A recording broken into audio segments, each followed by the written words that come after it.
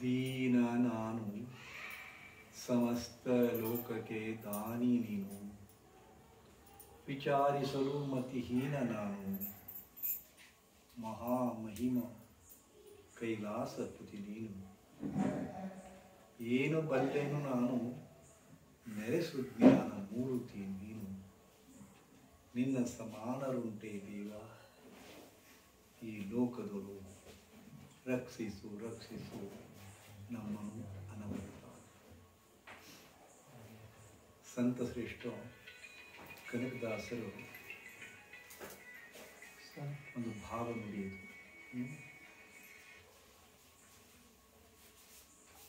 ಭಗವಂತನ ಮುಂದೆ ಆರ್ಥವಾಗಿ ಕೇಳಿಕೊಳ್ಳಬೇಕಿತ್ತು.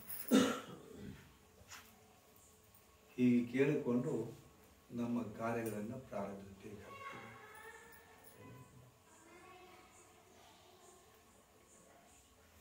ಚಿಕಿತ್ಸೆ ಮತ್ತು ಸತ್ಸಂಗಕ್ಕೆ ಬಂದಂಥ ಎಲ್ಲ ಸಾಧಕ ಬಂಧುಗಳಿಗೆ ಆಶೀರ್ವಾದದ. ನಿನ್ನೆಯಿಂದ ನಿಮಗೆ ಧ್ಯಾನ ಮಾಡಿಸ್ಲಿಕ್ಕೆ ಶುರು ಮಾಡಿದ್ದೀನಿ ನಾನು. ಧ್ಯಾನ ಮಾಡಿಸ್ಲಿಕ್ಕೆ ಶುರು ಮಾಡಿದ್ದೀನಿ ಕರೆ, ನೀವು ಮಾಡಿದರೆ ನಿನ್ನೆ ನಿಮಗೆ ಹೆಂಗೆ ಅನ್ನಿಸ್ತು ನಾನು ಕೇಳಿಲ್ಲ, ಯಾಕಂದ್ರೆ ಸಮಯ ಆಗಿದೆ ಅಂತ ತಿಳ್ಕೊಂಡು. ಇವತ್ತು ಧ್ಯಾನ ಕೂಡಿಸ್ಬೇಕಾಗಿದೆ. ಆದರೆ ಯಾವ ವಿಷಯದ ಕುರಿತು ನೀವು ಮಾಡ್ತಾ ಇದ್ದೀರಿ ಪ್ರಾಯೋಗಿಕವಾಗಿ ಆ ವಿಷಯದ ಬಗ್ಗೆ ಸಂಪೂರ್ಣ ತಿಳುವಳಿಕೆ ಇರಬೇಕು ನಿಮಗೆ. ನಿಮಗೆ ಧ್ಯಾನ ಮಾಡಿ ಧ್ಯಾನ ಮಾಡಿ ಧ್ಯಾನ ಮಾಡಿ ಅಂತ ಹೇಳ್ತೀನಿ, ಹೌದಾ?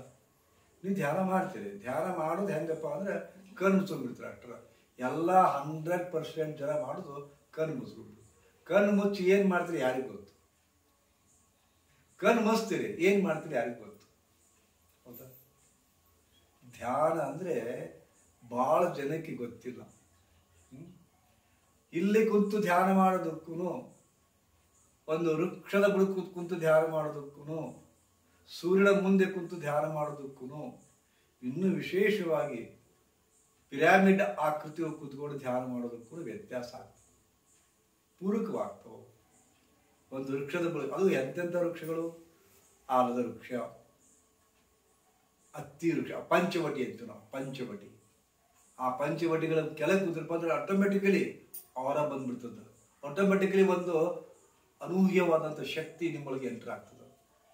ಸೂರ್ಯ ಕಿರಣಗಳು ಬೀಳ್ತಿರ್ಬೇಕಾದ್ರೆ ಅದು ಹೊಂಗಿರಣಗಳಂತ, ಸೂರ್ಯನ ಹೊಂಗಿರಣಗಳು ಬೀಳೋ ಕಾಲಕ್ಕೆ, ಅರುಣೋದಯ ಕಾಲಕ್ಕೆ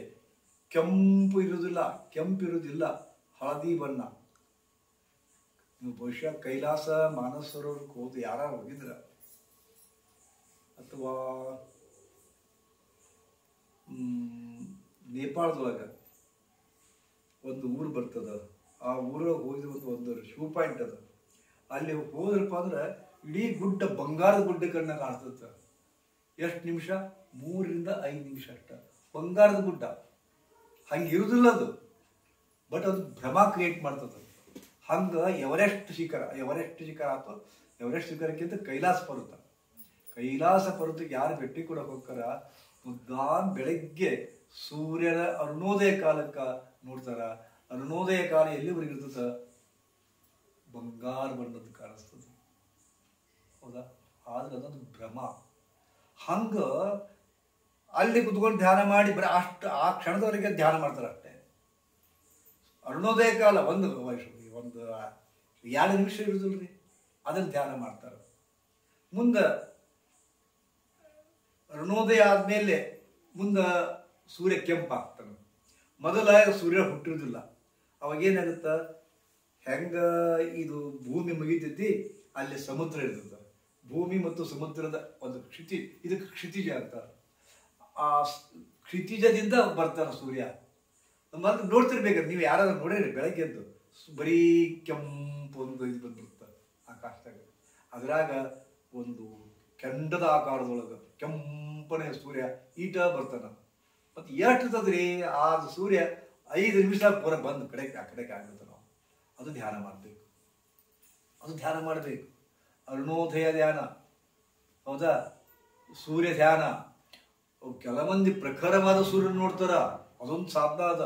ಸೂರ್ಯ ಸಾಧನ ಅಂದ್ಕೊಂಡು ಸುಡ್ಡು ಮಧ್ಯಾಹ್ನದಾಗ ಯಾರು ನೋಡಿ ಶಕ್ಯದ? ಆದ್ರೆ ಕೆಲವೊಂದು ಯೋಗಿಗಳದಾರ ಹಿಂಗೆ ನೋಡ್ತಾರೆ ನೋಡ್ತಾರೆ, ಕಣ್ ಬೀಳ್ಕಿಸೋದಿಲ್ಲ. ಅದ್ಭುತ ಶಕ್ತಿ ಕ್ರಿಯೇಟ್ ಆಗ್ತದೆ. ಇದಕ್ಕೆ ಧ್ಯಾನ ಅಂತಾರೆ. ಧ್ಯಾನ ಅನ್ನೋದು ಮತ್ತೇನಲ್ಲ, ಹೆಂಗೆ ನಿಮಗೆ ತಿಳಿ ಹೇಳ್ಬೇಕಂತಂದ್ರೆ ಮಹಾಭಾರತದ ಕತೆ ನಿಮ್ಗೆ ಬರ್ತದೆ. ಮಹಾಭಾರತದ ಏನು ಬರ್ತದೆ? ದ್ರೋಣಾಚಾರ್ಯರು ಬಿಲ್ವಿದ್ಯೆ ಕಲಿಸ್ತಾ ಇರ್ತಾರೆ, ಎಲ್ಲರಿಗೂ ಕರೀತಾರೆ.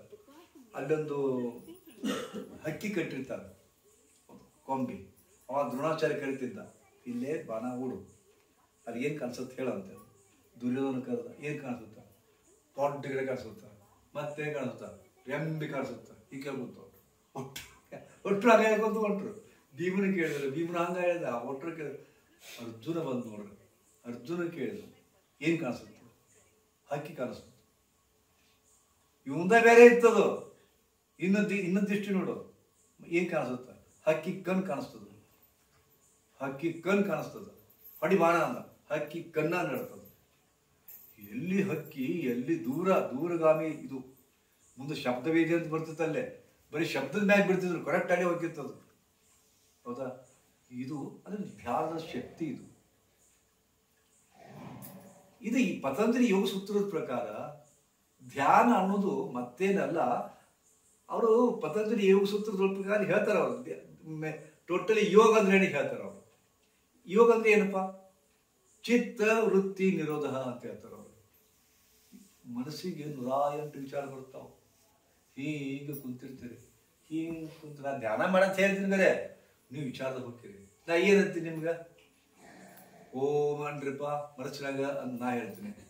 ಆಗ ಮನಸ್ಸು ಮಾಡ್ತೀರಿ, ಮನಸ್ಸು ಏನಾಗುತ್ತೆ? ಅಡ್ಡದಾರಿ ಹೋಗ್ತೈತಿ. ನಿಮ್ಮನ್ನ ಓಂ ಅಂದ್ರಲ್ಲ, ಏಕ್ದಮ್ ಒಳಗೆ ಹೋದತ್ತು.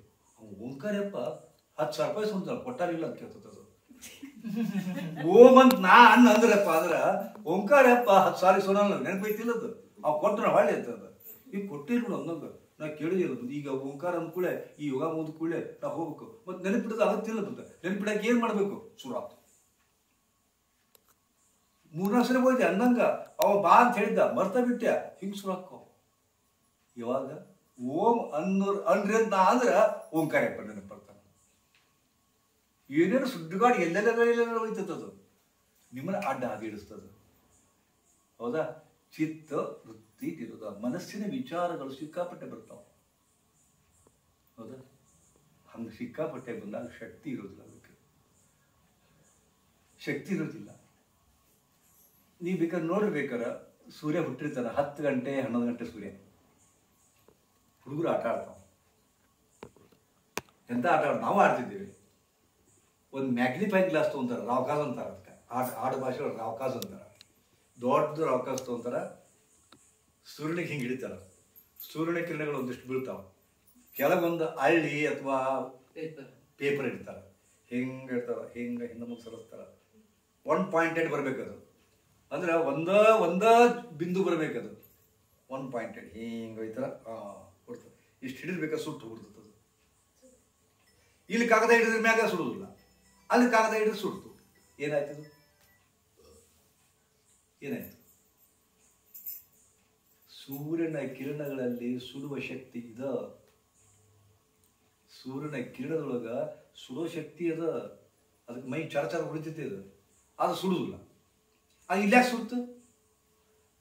ಸೂರ್ಯನ ಮ್ಯಾಗ್ನಿಫೈಯಿಂಗ್ ಗ್ಲಾಸ್ ಮೇಲೆ ಏಟಿರ್ತದೆ, ಇಷ್ಟ್ರ ಮ್ಯಾಗ ಒಂದು 4 ಬಿಟ್ಟು 5 ಕಿರಣಗಳು ಬಿದ್ದಿರ್ತಾವ. ಅಥವಾ 10 ಕಿರಣಗಳು ಅಂತ ತಿಳ್ಕೊರಿ. 10 ಕಿರಣಗಳು ಬಿಡಿ ಬಿಡಿಯಾಗಿ ಬಂದಾಗ ನಮ್ಮ ಮೈ ಸುಡೋದೇ ಇಲ್ಲ. ಆ 10 ಕಿರಣಗಳು ಒಂದಾಗಿ ಬಂದಾಗ ಸುಡ್ತದೆ. ಇದೇ ಪಾಯಿಂಟ್. ಮನಸ್ಸೊಳಗೆ ದೊಡ್ಡ ಅದ್ಭುತ ಶಕ್ತಿ ಅದ, ಪರಮಾದ್ಭುತ ಶಕ್ತಿ ಅದ ಮನಸ್ಸಿಗೆ. ಆದ್ರ ಆ ಶಕ್ತಿ ಹರಿದು ಹೋಗ್ತದ, ಸೂರ್ಯನ ಕಿರಣಗಳ. ಆದ್ರೆ ಅದನ್ನ ಒಗ್ಗೂಡಿಸಿದಾಗ ಸುಡ್ತೈತಿ. ಹಂಗ ಪರಮಾದ್ಭುತ ಶಕ್ತಿ ಬರ್ತದ. ಏನ್ 10 ಕಿರಣಗಳು ಒತ್ತಟ್ಟಿದ್ದು ಕೆಳಗೆ ಬಂದದ್ದು, ಸೂರ್ಯ ಕಿರಣ ಒಂದಾತು, ಅದುವೇ ಧ್ಯಾನ. ಅರ್ಥ ಆಗ್ತಾ ನಿಮ್ಗೆ?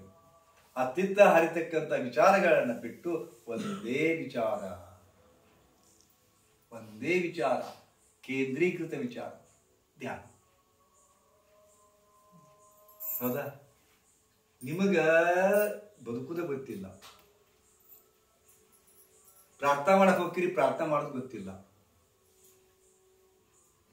ಇವತ್ತ ಒಂದ್ ಕೇಳ್ತೀರಿ, ನನ್ನ ಮಗಳು ಮದುವೆ ಆಗ್ಬೇಕು, ಮದುವೆ ಆಯ್ತು, ಶಾಂಕ್ಷನ್ ಆತ, ಮದುವೆ ಆಯ್ತು, ಅಳಿಯ ಭಯಂಕರ ಕುಡುಕ. ಮತ್ತೇನ್ ಮಾಡ್ತೀರಿ, ದೇವ್ರ ಈ ಒಳ್ಳೆ ಚಲೋ ಹಳೆಯನ್ನು ಕೊಟ್ಟಿ ನನ್ನ ಅಳಿಯ ಕುಡಿತಾರ, ಅವ್ನು ಕುಡಿದ್ ಬಿಡಿಸು. ಕುಡಿದ್ ಬಿಟ್ಟ, ನಿನ್ ಮಾತು ಕೇಳಿ ಹೌದಾ, ಮತ್ತೊಬ್ರು ಕುಡಿದ್ ಗಂಟು ಬಿದ್ದ, ಬ್ಯಾರೆ ಹೆಂಗಸನ್ ಕೂಡ. ಅದು ಗೊತ್ತಾಯ್ತು, ದೇವ್ರ ಇಂಥ ಅಳಿಯನ್ ಯಾಕೆ ಕೊಟ್ಟಿ, ಅಕ್ಕಿ ಬಿಡಿಸು. ಮತ್ತೊಂದು ಹಿಂಗೆ ಕೇಳ್ಕೊಂತ ಹೋಗ್ತೀರಿ, ಹಿಂಗೆ ಕೇಳ್ಕೊಂತ ಹೋಗ್ತೀರಿ. ಅದ್ರ ಬದ್ಲಿ ಮದ್ದ ಕೇಳ್ಬೇಕಾಗಿ ಚೋತ್ನಾಗ. ನಾ ಅದಕ್ಕ ಮಕ್ಕಳಿಗೆ ವರ ಬೇಕು, ಕನ್ಯಾ ಬೇಕು ಅಂದಾಗ ನಾವು ಒಂದು ದೇವರಲ್ಲಿ ಹೆಂಗ್ ಕೇಳಬೇಕು ಪದ್ಧತಿ ಅದ. 108 ಕೇಳ್ತೀರಿ, 108 ಕೇಳ್ತೀರಿ ನೀವು. ನಿಮ್ಗೆ ಏನ್ ಕೇಳ್ಬೇಕ ಗೊತ್ತಿಲ್ಲ, ಅದಕ್ಕೆ ಫೇಲ್ ಆಗತೈತಿ.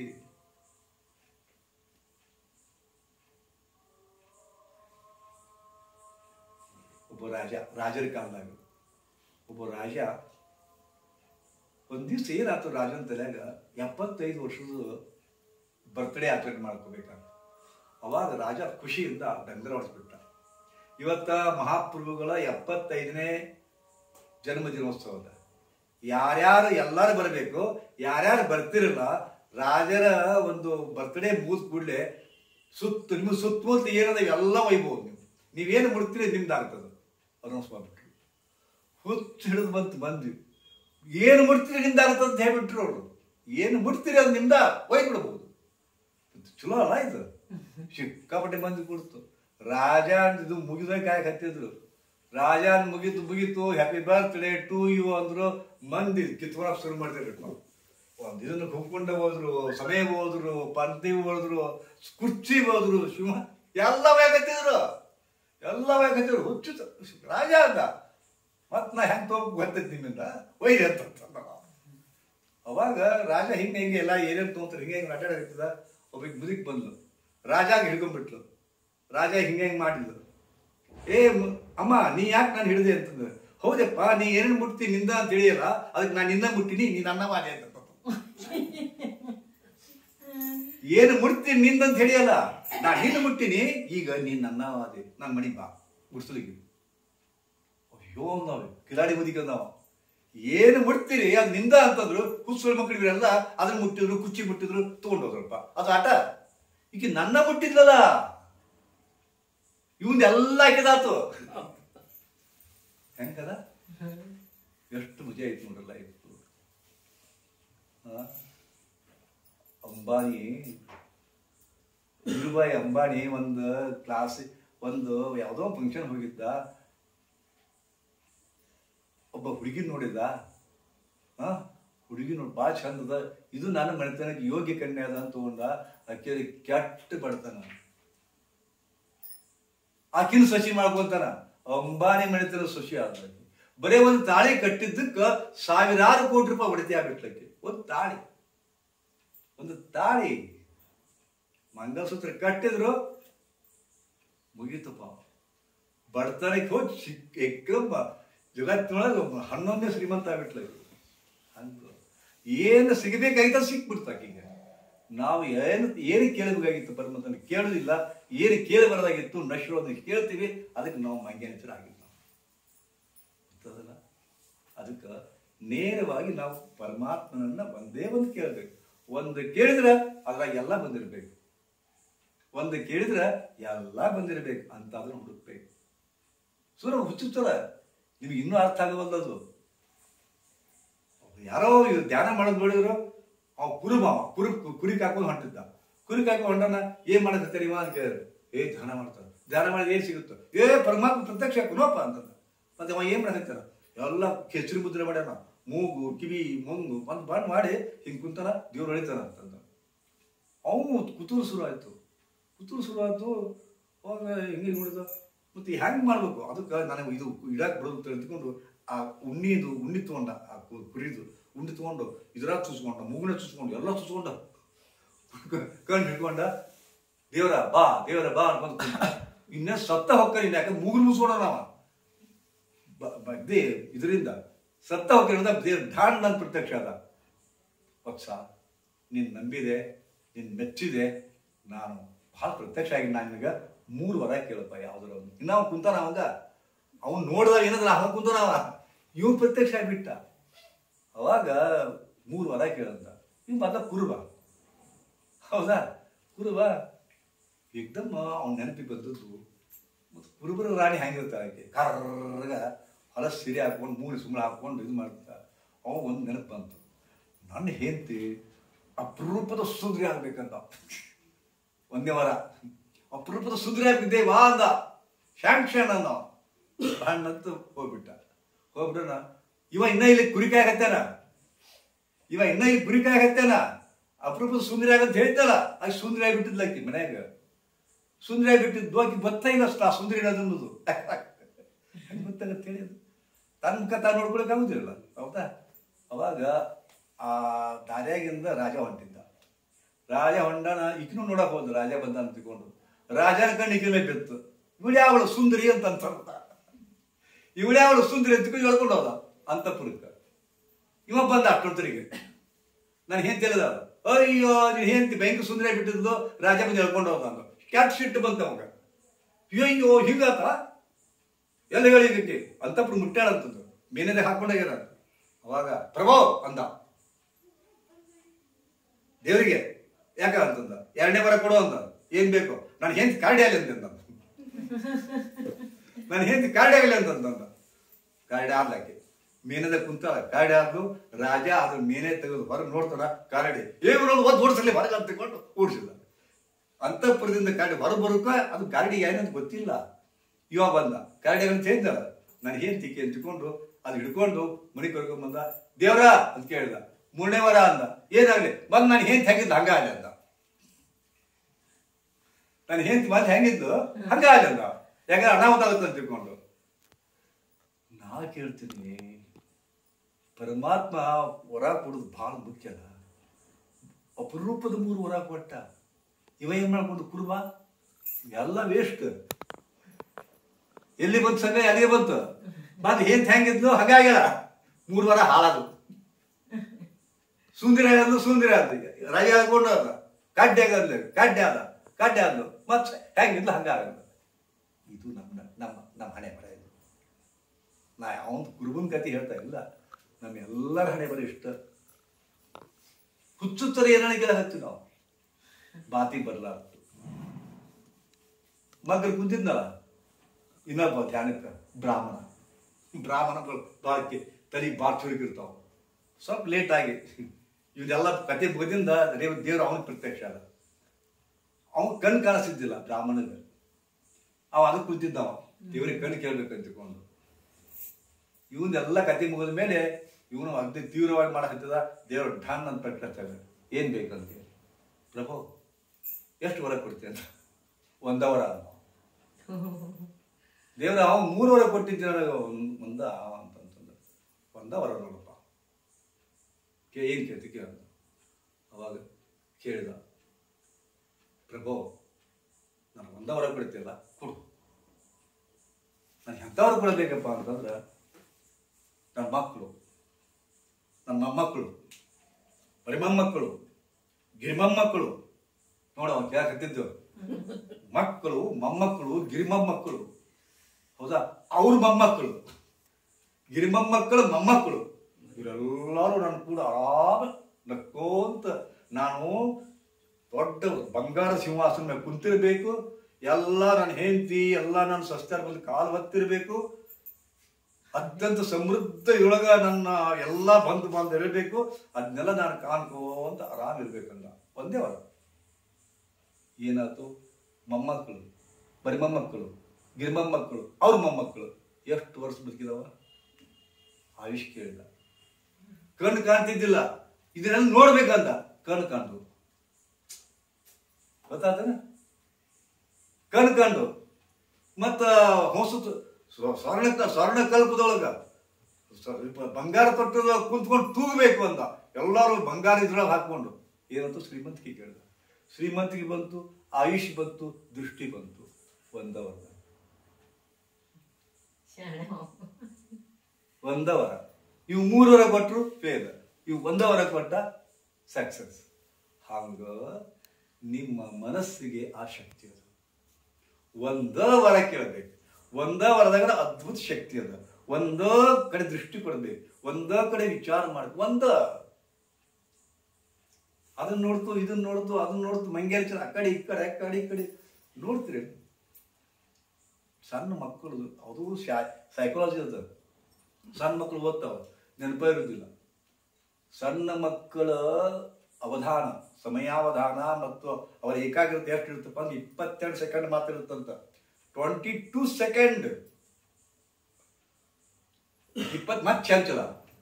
ಅದಕ್ಕೆ ಅವ್ರ ಇತ್ಲ ಮಂಗ್ಯ ಇದ್ದಂಗ ಅವು. ಒಂದು ಮಂಗ್ಯಾಗ ಕಂಟ್ರೋಲ್ ಒಳಗಾಗತ್ತದ. ಮನ್ಯಾಗ ಒಂದು ಮಂಗ್ಯ ಸಾಕಿರಿ, ಎಷ್ಟರ ಹರಡ್ದು ಗೊತ್ತದನ, ಇತ್ಲಾಗ ಮಂಗ್ಯ ಅಂದ್ರೆ ಚಂಚಲ. ಈ ಮಂಗನನ್ನ ಮನಸ್ಸಿಗೆ ಹೋಲಿಸ್ತಾರ. ಮಂಗನನ್ನ ಮನಸ್ಸಿಗೆ ನಮ್ಮ ಮನಸ್ಸು ಹೆಂಗದ? ಮಂಗ್ಯ ಏನ್ ಮಾಡ್ತದ? ಹೊಲ್ಕೊಂಡಿರ್ತದ ಇಲ್ಲ. ಈಗ ಪ್ರಶ್ನೆ ಬರ್ತದ, ಅದು ಬರೀ ಮಂಗ್ಯ ಅಲ್ಲ, ಶೆರೆ ಕುಡ್ಸ್ಯಾರ. ಅದಕ್ಕೆ ಮಂಗ್ಯಾಗ ಶೆರೆ ಕುಡ್ಸ್ಯಾರ. ಮೊದ್ಲ ಮಂಗ್ಯ ಚಂಚಲ, ಶೆರೆ ಕುಡ್ದೈತಿ. ಹೆಂಗಿರಬಾರ್ದು? ಯೋಗಿಗಳ ಏನ್ ಹೇಳುದಿಲ್ಲ, ನಮ್ಮ ಮನಸ್ಸಿನ ಕೂರ್ತಿ ಹೇಳ್ತಾರ. ಮಂಗ್ಯ ಶೆರೆ ಕುಡಿಸ್ಯಾರ, ಓಕೆ ಅಂದ್ರು. ಬರೀ ಶೆರೆ ಕುಡಿಸಿಲ್ಲ, ಅದು ಚೇಳು ಕಡ್ಸ್ಯಾರಂತ. ಅದಕ್ಕೆ ಚೇಳು ಕಡ್ದಂತ. ಒಂದ್ ಮಂಗ್ಯ ಚಂಚಲ ಶೆರೆ ಕುಡ್ದತಿ, ಅದು ಚೇಳು ಕಡ್ದತಿ. ಹುಚ್ಚುತ್ತರ ಅಡ್ಡಾಡಕತ್ತೈತಿ. ಅದು ಆಯ್ತು ಅಂದ್ರು, ಅಷ್ಟ ಉಳಿಲಿಲ್ಲ. ಆ ಮಂಗ್ಯಾಗ ದೇವ್ ಹೋಗ್ತೈತಿ ಒಳಗೆ. ಆ ಮಂಗ್ಯಾಗ ದೇವ್ ಹೋಗ್ತೈತಿ. ಆ ಮಂಗಲ್ಲ ನಮ್ಮ ಮನಸ್ಸು. ಹೆಂಗಿರ್ಬಾರ್ದು?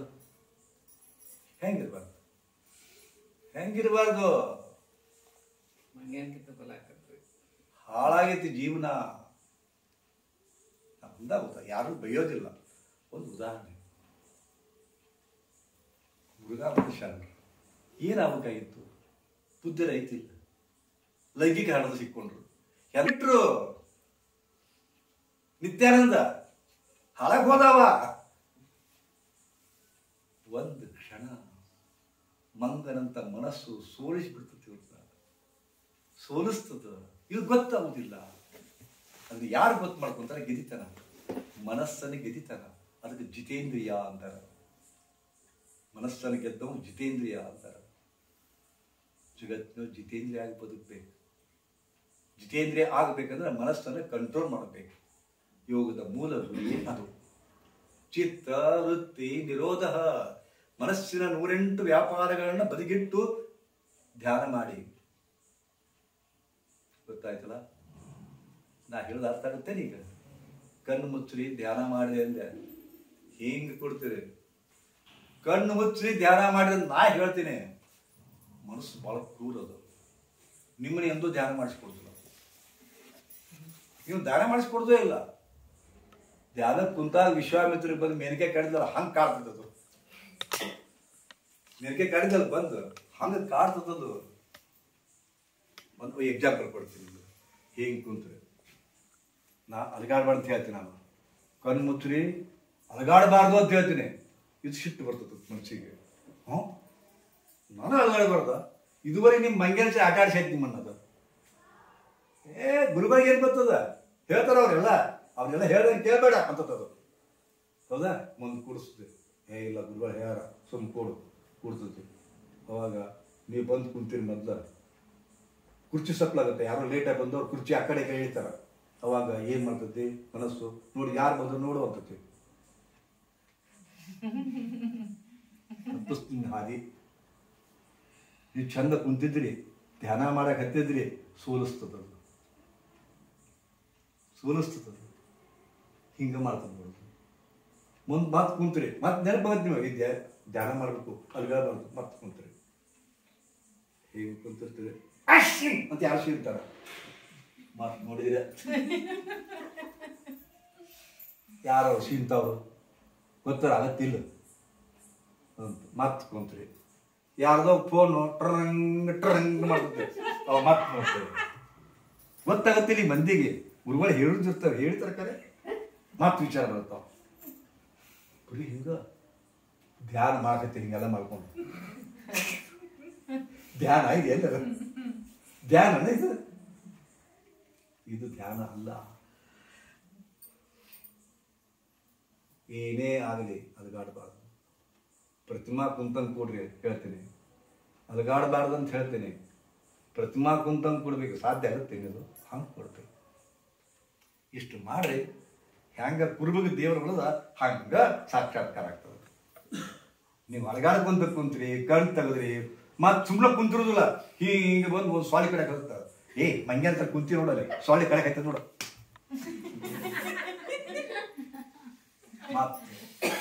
ಮತ್ತು ಕೂಡ್ತಾರೆ, ಮತ್ತೆ ಕೆಲಸದ್ ನಿಮ್ಮನ್ನ ಹಿಂಗ ಕುಂತಿರ್ತೀರಿ, ಕುರ್ಚಿ ಮ್ಯಾಗ ಕುಡ್ಸಿರ್ತೀರಿ, ಮತ್ತೆ ನಿಮ್ ಅಲಗಾಡಬಾರ್ದು ತಿಳ್ಕೊಂಡು ಮತ್ತ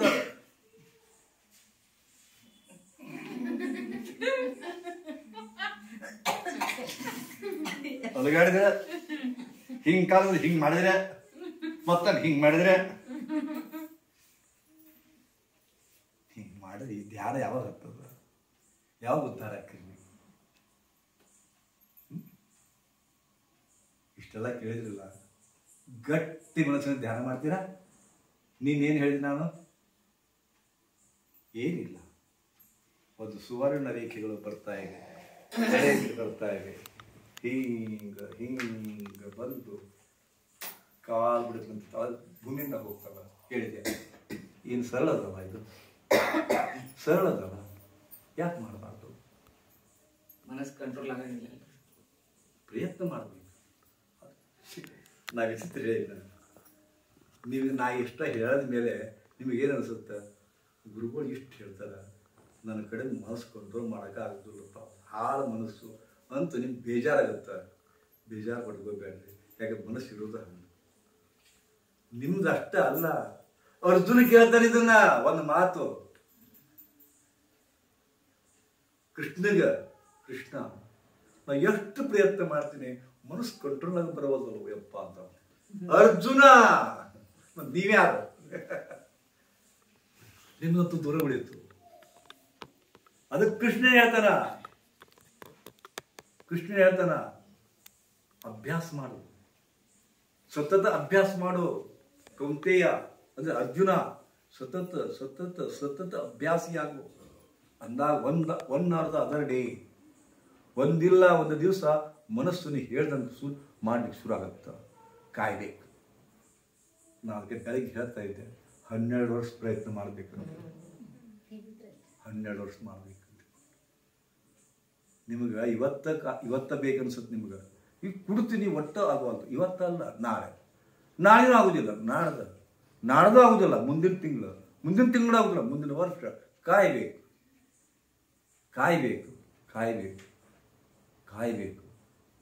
ಕಾಯುವುದೇ ತಪಸ್. ನೀವು ಕಾಯಿರಿ, ಅವನು ಕಾಯುತ್ತಾನೆ. ನಂದು ಹೇಳಿಕೆ ಇದು. ಗುರುಜಿ ಏನು ಹೇಳ್ತಾರೆ ಪದೇ ಪದೇ, ನೀವು ಕಾಯಿರಿ, ಅವನು ಕಾಯುತ್ತಾನೆ. ನಿಮ್ಮನ್ನು ಕಾಯುತ್ತಾನೆ. ಯಾರು? ದೇವರು. ನೀವೇನ್ ಮಾಡಬೇಕು? ನೀವು ಕಾಯ್ಬೇಕು. ಸಹನ ಇರಲಿ. ಸಹನೇ ದೊಡ್ಡ ಗುಣ, ಸಹನೇ ದೊಡ್ಡ ತಪಸ್ಸು. ಮತ್ತು ನೀವ್ಯಾರದಿರಿ? ಹೆಣ್ಮಕ್ಳು ನೀವೇನದಿರಲ್ಲ, ಸಹನಾಶೀಲರು, ತಾಯಂದಿರು, ನೀವು ದೇವತಾ ಪುರುಷರು. ಎಷ್ಟು ಸಹನ ಮಾಡ್ಕೊಂತೀರಿ, ಎಷ್ಟು ಮಕ್ಕಳು ಕಾಡ್ತಾವ ನಿಮ್ಗೆ. ಒಂದು ಉಣಿಸ್ಕೊಡ್ತಿಲ್ಲ, ತಿನಿಸ್ಕೊಡ್ತಿಲ್ಲ, ಮಗಳಿಸ್ಕೊಡ್ತಿಲ್ಲ. ಮಗ್ಳ ಕೂಸುಗಳಿದ್ದಾಗ ಹಂಗ ಕಾಡಿದ್ದು, ದೊಡ್ಡವರದು ಹಂಗ ಕಾಡ್ತಾವ. ಒಳಗ ಹತ್ತುವಂತ ಕಾಯ್ತೀರಿ, ಸಹನ ಮಾಡ್ಕೊಂತೀರಿ. ಮಕ್ಕಳಲ್ಲ ಅಂತ ದೊಡ್ಡ ಸಹನ. ನೀವು ಸಹನಾಶೀಲರಿದ್ದೀರಿ, ಅದೇ ದೊಡ್ಡ ತಪಸ್ಸು. ನಿಮ್ಗೆ ಕಟ್ಟಿರೋ ತಾಳಿ ಏನದಲ್ಲ, ಸಂಕೇತ ಅದದು. ಎಲ್ಲಿ ಮಟ್ಟ ಸಹಿಸ್ಕೋಬೇಕು? ಇಲ್ಲಿಗೆ ಬಂದ್ಬಿಟ್ಟು ಸಹಿಸ್ಕೊಡ್ಬೇಕು. ಅದಕ್ಕೆ ಕುದಿ ಕಟ್ಟ್ಯಾರ, ಹೊಟ್ಟಿ ಕಟ್ಟಬೇಕು.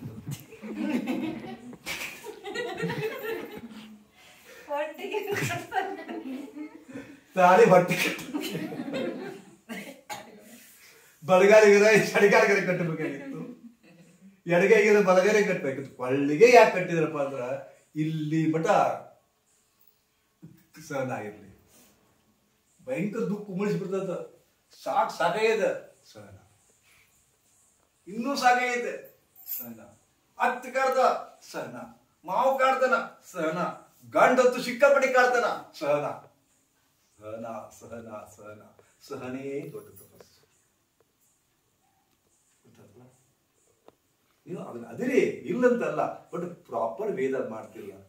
ಒಂದು ತಪ್ಪು ಮಾಡಕತ್ತೀರಿ, ಎಲ್ಲರೂ ಮಾಡಕತ್ತೀರಿ. ಒಂದು ತಿಳ್ಕೊಳ್ಳಿ, 10 ವರ್ಷ ಸಹನೆಯಿಂದ ಕಾಯ್ದಿರ್ತೀರಿ. ಒಂದು ಕ್ಷಣ ಸಹನೆ ತಪ್ಪಿ ಸಹನೆ ಕಟ್ಟಿ ಹೊಡೆದು ಒಂದೇನು ಅನ್ಕೊಂತೀರಿ, ಅದೇ ದೊಡ್ಡ ಇದಾಗ್ತದೆ. ನೋಡಿಬೇಕ, 100 ಸಹಾಯ ಮಾಡಿರಿ ಒಬ್ಬರಿಗೆ, ನಿಮ್ಮ ಮನೆ ಪಕ್ಕದವರಿಗೆ, ನಿಮ್ಮ ನಾದಿನಿಗೆ, ನಿಮ್ಮ ಮೈದೂರಿಗೆ, ನಿಮ್ಮ ಅಂತಮ್ಮರಿಗೆ ಬೇಕು 100 ಸಹಾಯ ಮಾಡಿರಿ. ಒಂದು ಸಲ ಸಹಾಯ ಮಾಡ್ಲಿಕ್ಕಪ್ಪ ಅಂದ್ರೆ ಚೇಂಜ್ ಆಗಕ್ಕೆ ಹಿಂದಕ್ಕೆ ಸಹಿ ಇದನ್ನ ಮಾಡಿದ್ದು ಹೋತದ ಹಾಗೆ. ಲಕ್ಷ ಗಂಟೆ ಕೊಟ್ಟಿರ್ತೀರಿ, ಮನಿ ಮಾಡಿ ಕೊಟ್ಟಿರ್ತೀರಿ, ಎಲ್ಲ ಕೊಟ್ಟಿರ್ತೀರಿ, ಚೇಂಜ್ ಅಲ್ಲಕ್ಕಿ ಅಂತಾರ. ಮುಗೀತು, ನಿಮ್ಮನ್ನ ವೈರಿ ನೀವು. ಆ ಕ್ಷಣದಿಂದ ವೈರಿ. ಹಿಂದಕ್ಕೆ ನೀವು ಸಹಾಯ ಮಾಡಿದ್ದೆಲ್ಲ ಮರ್ತ್ರ, ನೀವು ಹಾಕಿದ್ದೆಲ್ಲ ಮರ್ತ್ರ, ತಿಂದದ್ದೆಲ್ಲ ಮರ್ತ್ರ, ಮರ್ತು ಬಿಡುತ್ತಾರೆ. ಗೊತ್ತಾತ? ಹೌದಾ?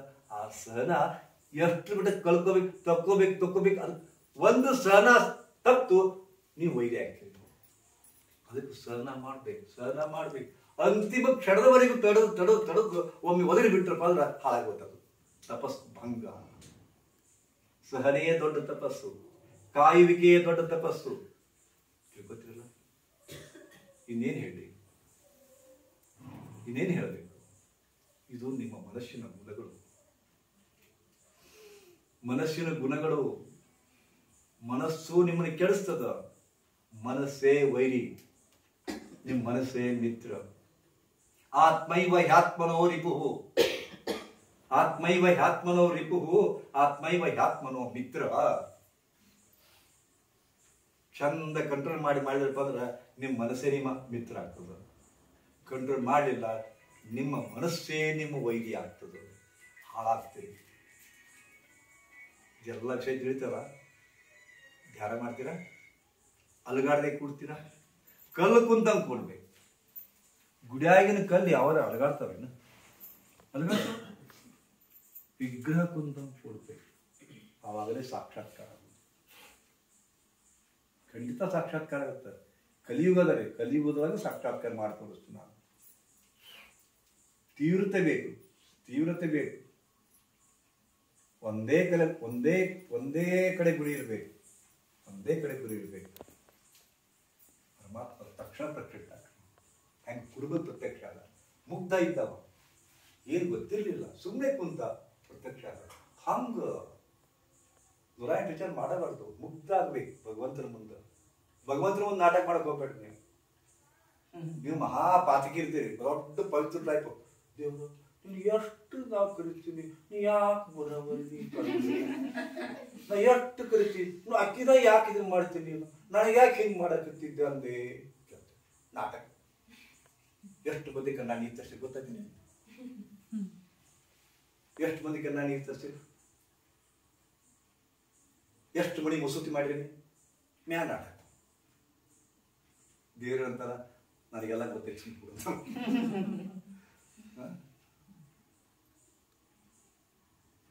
ನಾಟಕ ಮಾಡ್ಬೇಡ್ರಿ ನಮ್ಮ ಮುಂದೆ. ಯಾಕಂದ್ರೆ ನೀವು ನಾಟಕ ಮಾಡಕ್ಕನ ಕಳಿಸಿ ನಾನು, ಅದು ನನ್ನ ಮುಂದೆ ನಾಟಕ ಮಾಡ್ಬೇಡತ್ತಾವ. ಅದಕ್ಕೆ ಬಹಳ ಇದೊಂದು ಜೀವನ ಅನ್ನೋದು ಬಹಳ ಮಜಾ ಅದ. ತಿಳ್ಕೊಂಡ್ರೆ ಭಯಂಕರ ಮಜಾ ಅದ, ತಿಳ್ಕೊಂಡ್ರೆ ಬಹಳ ಚಲೋ ಅದ. ತಿಳುವಳಿಕೆ ತಪ್ಪಪ್ಪ ಅಂತಂದ್ರೆ ಬಾದ ಗೊತ್ತಾಯ್ತಲ್ಲ. ಸೊ ಸಮಯದ ಇದನ್ನ ನಾವು ತಗೊಳ್ಳೋಣ, ಉಪಯೋಗವನ್ನ. ಶಿರ ಕತ್ಕೊಳ್ಳಿ, ಮೈಯೆಲ್ಲ ಸಣ್ಣ ಬಿಡಿ, ಮೈ ತುಂಬ ಸಣ್ಣ ಬಿಡಿ.